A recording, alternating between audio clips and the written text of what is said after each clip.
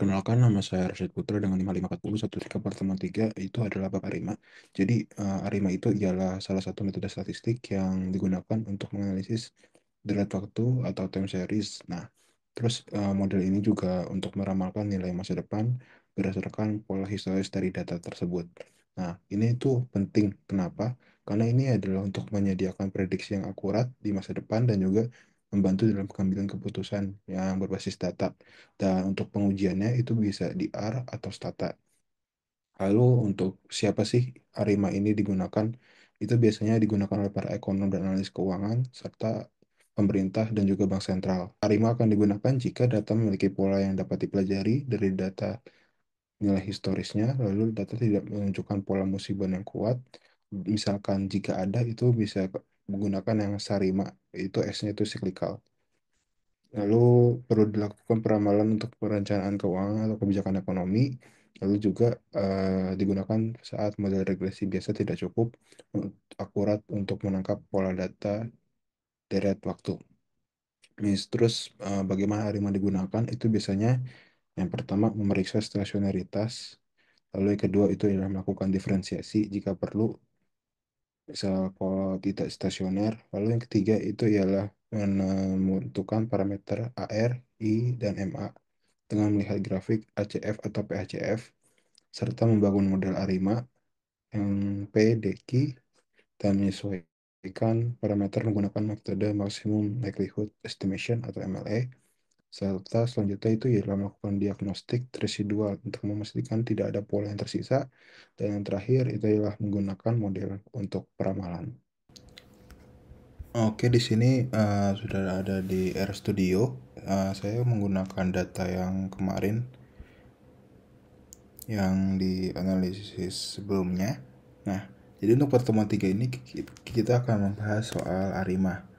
Nah, sebenarnya tinggal lanjutin aja yang dari kemarin.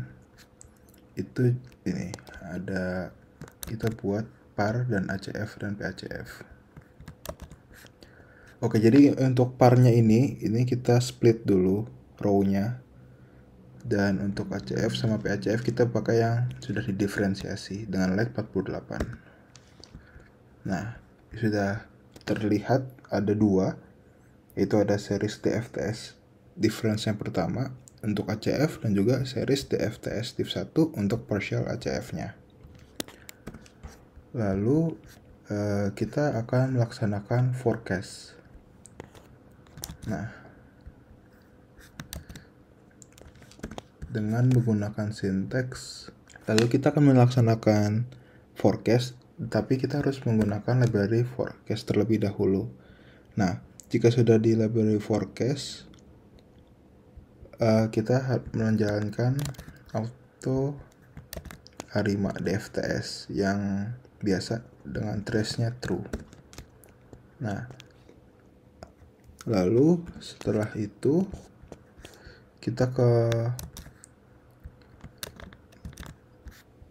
ARIMA DFTS order sama dengan C010. Nah, 010 ini dapatnya dari sini base model. Karena tadi kita udah menjalankan auto ARIMA yang dari RStudio. RStudio sudah mencari model yang terbaik dari data yang saya miliki. Jadi base model itu adalah 010. Nah, terus kita ubah namanya menjadi model 1. Nah, sudah masuk model 1. Lalu kita akan ke IC ini.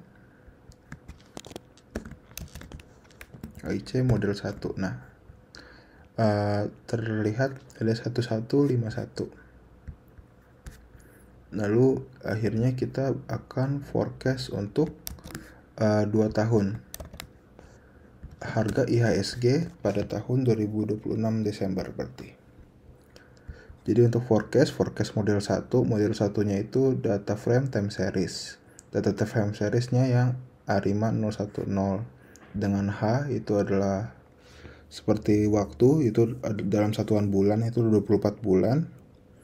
Lalu untuk ini kita ubah lagi menjadi 1, ini kan 2. kita ubah jadi satu tampilan, dan juga untuk plotnya kita buat dari forecast tersebut.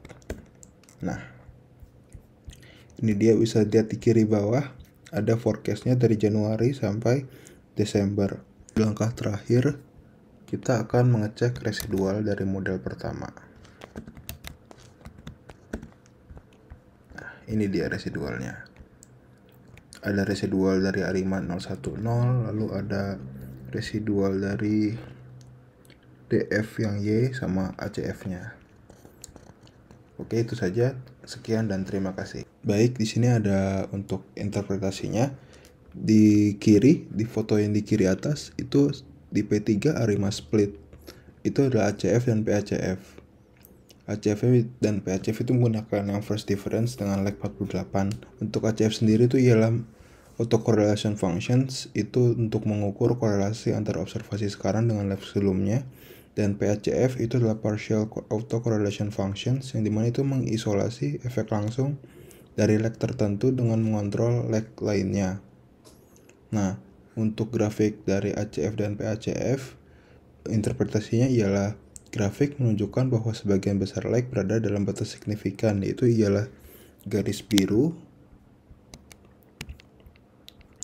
dan tidak ada pola yang jelas atau lag yang signifikan setelah diferensiasi, menunjukkan data sudah stasioner setelah sekali diferensiasi. D sama dengan 1. Dan model ARIMA 010 dapat diterima karena data menjadi stasioner setelah satu kali diferensiasi. Nah, setelah EMP3 ARIMA split, lalu saya menggunakan auto ARIMA, yang dimana auto ARIMA ini secara otomatis memilih model terbaik berdasarkan kriteria AIC atau AKIK Information Criterion.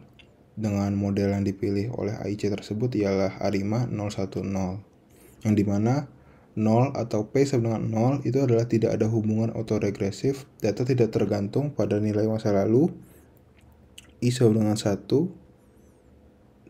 D sama dengan 1, itu data memerlukan satu kali diferensiasi untuk mencapai stasionaritas, dan Q sama dengan 0, yaitu tidak ada komponen moving average yang mempengaruhi prediksi. Dan ini adalah benar bahwa pemilihan model ARIMA 010 masuk akal mengingat hasil ACF, PACF, dan kebutuhan diferensiasi. AIC digunakan untuk membandingkan model. Semakin kecil nilainya, semakin baik model dalam menyesuaikan data. Nah, di sini AIC modelnya itu ialah 113, yang dimana itu relatif rendah, yang menunjukkan model cukup baik.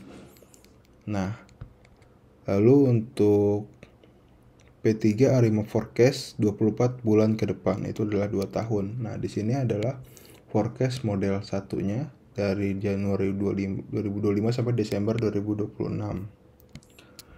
Nah, ini juga grafik berupa diagram garisnya, yaitu grafik prediksi menunjukkan tren stabil dengan ketidakpastian yang meningkat seiring waktu, dengan area abu-abu menunjukkan 95% confidence interval. Lalu kan ini AR 0, P sama dengan 0 itu tidak ada hubungan autoregresif, atau bisa dibilang data tidak tergantung pada nilai masa lalu. Misal ada yang nanya, IHSG emang nggak bergantung pada nilai masa lalu? Sebenarnya itu nggak sebetulnya benar, tapi bisa terjadi pada suatu kasus tertentu. Misal model terbaik yang dipilih itu yang tadi ARIMA 010. Itu maksudnya P sama dengan 0 itu tidak ada AR yang term, yang dimana tidak ada pola autoregresif yang signifikan. Q itu 0 itu tidak ada MA yang term, yang dimana tidak ada pola moving average yang signifikan. Dan D sama dengan 1 itu ialah satu kali diferensiasi, yang data memiliki tren tetapi menjadi stasioner setelah satu kali diferensiasi. Artinya apa? Artinya itu ialah model tanpa AR, berarti perubahan harga IHSG tidak memiliki ketergantungan signifikan pada nilai sebelumnya, yang setelah diferensiasi. Tapi bukan berarti harga IHSG secara alami tidak bergantung pada masa lalu. Ini cuma berarti bahwa dalam analisis ini tidak ditemukan pola AR atau MA yang signifikan. Nah, selanjutnya itu ialah yang terakhir, cek residual.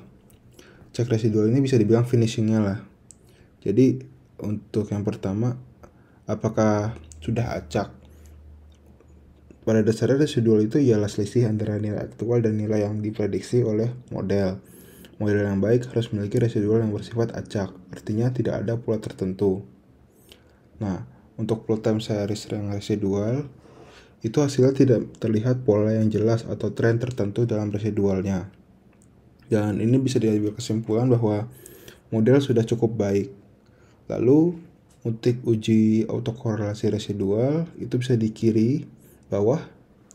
Yang ini, itu residual masih memiliki autokorelasi yang signifikan di luar garis biru.